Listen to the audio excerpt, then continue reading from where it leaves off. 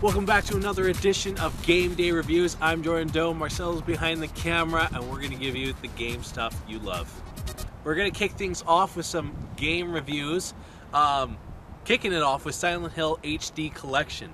This classic, the Silent Hill 2 and Silent Hill 3 classic games from the Silent Hill series are back now in remastered HD. And they look great. I mean, there's some comparison photos that were available on Facebook not that long ago, and the difference is night and day. It's so much clean and clearer. The blurry vision is all gone. It looks perfect. It looks amazing.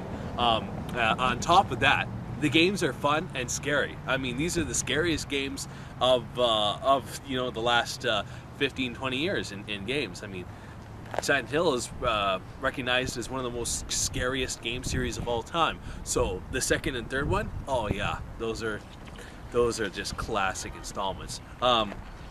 Second one's fairly short, but it has some really great bad guy creatures in it, like the Pyramid Head and the nurses that everybody's used to.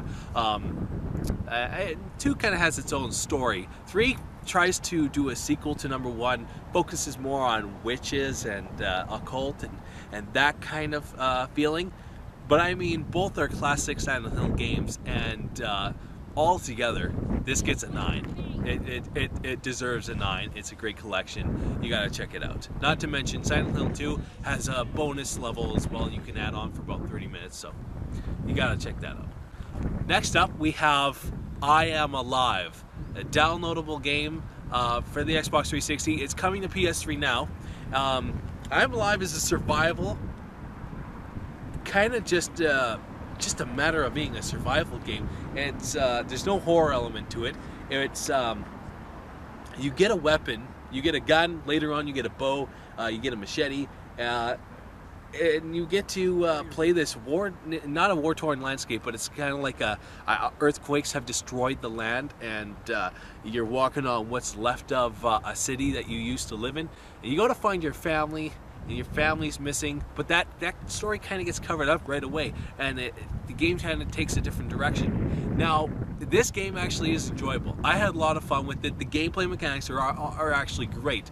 You only get 1 or 2 bullets every now and then, so you got to use your bullets really carefully. You only usually get 1 bow. You can recollect the bow, and then you use your machete for most close-hand combat. But there's 2 kinds of gameplay in it. There's the climbing element and the stamina, which your stamina can run low, and it's kind of got its own bar engaged for life. And then you got gangs members you're fighting, and you're trying to protect yourself and the little girl. I mean, this game is actually a lot of fun. The ending, however, is where the game falls flat. And because the ending falls so flat, this game only gets a 7. It could have deserved a lot more had the ending been a little bit more better. And finally, for reviews, we have Resident Evil Operation Raccoon City. Resident Evil ORC. Let me start off by saying this isn't a typical Resident Evil game. It's gotten some negative reviews, and I think the first thing I need to say and clarify is this isn't a typical Resident Evil game. People need to kind of put that aside and realize this isn't a Resident Evil game. This is SOCOM meets Left 4 Dead together. The campaign is weird. I mean, there is not too much of a goal. This is just backing story to Resident Evil 2 and 3, kind of seeing what the bad guys were doing. I mean, it really doesn't add that much new story or that much new elements to it, and the campaign almost falls flat because, you know, it's clunky, it's sort of short, it doesn't really do too much. The versus and the multiplayer is where this game takes off, and that's what people, I think, are skipping. There's Nemesis mode, there's Biohazard mode, there's Heroes mode, there's Survival mode. These modes are incredible. They're so much fun. They're new takes on map modes that we're used to, like Domination or Capture the Flag or Team Deathmatch. They're new takes on that. But I mean, they work. They're fun. They're enjoyable. And you know, despite the fact that it's kind of like a Resident Evil game, you get all the BOWs, the creatures you usually get, like hunters, lickers, tyrants, nemesis. You get all those things, and you get zombies, and you get the Crimson Heads, which is like the more intense zombies.